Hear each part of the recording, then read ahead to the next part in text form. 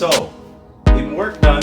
Alright, went over to auto shop, went to a parts shop and freaking was like, alright, cool, I'm gonna need this. And the thing that I needed was a bumper. This is my OEM Toyota CELICA GT front bumper.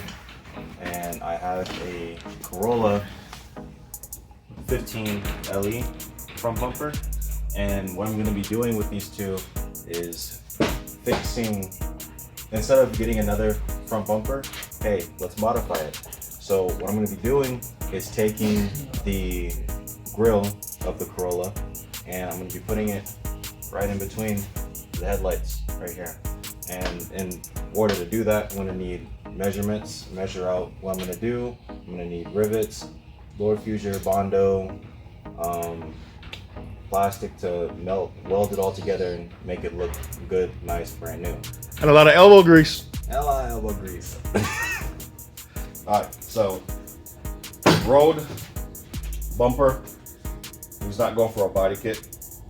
Alright, so measurement we have here, measurement we're going to take from there. Alright, measure it. And what I do is try to use a line on a bumper.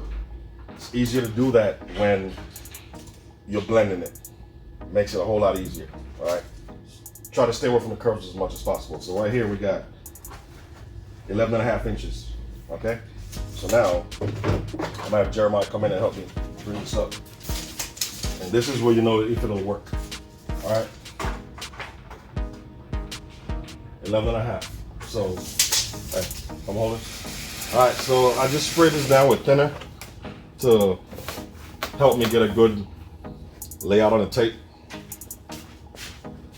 Make sure it sticks, so when I pull the tape, we know exactly where. But like I said, we're probably going to lose 1/3 of the Corolla grill. We might be able to work with that. So what I'm going to do is go ahead and cut this, and I'm going to cut it right above where the grill goes, and then we match it to the CELICA bumper and see exactly how it looks. So like I said earlier, I run the tape so I can get a smooth guide of where to cut above the tape, not below. As you see, there's a curve right here. It's harder to blend both of them when you do that, having curves. You need pretty much a flat surface. Before running the tape on this side, what I'm gonna do is measure. This is what I usually use. So, telling me 3 inches. So what I'm gonna do is go along, follow this line, 3 inches, 3 inches, 3 inches, 3, and I go as far down as possible. All right, so this is pretty much gonna be a line. We're gonna cut on this side of the line. All right, so we're running the tape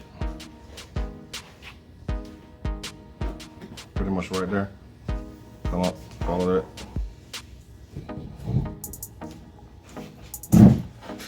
All right, so you're gonna cut right in here. All right, then we're gonna keep the bottom portion of the bumper.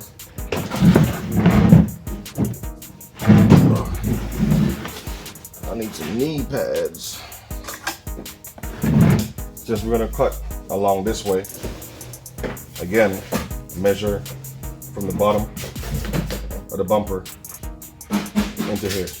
That gives me 2.5. All right, so come to the inside of the tape, get my 2.5, and I'll just work my way over. All right, so usually I will use the Dremel. It takes longer, it heats the plastic, cuts more than I need sometimes, but since this is a delicate operation, we got one chance with this. We're gonna use a blade. All right, see, the blade's already in there. So after 3, 4, pulls with it. Look at that, slices right through. But it's important to get a guide.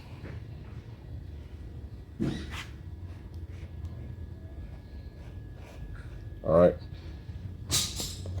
So that way, when you go back, the blade has a guide to follow. And that's it. So I'm having Jeremiah gonna cut this out. We'll get it up on his bumper, test it, and go from there.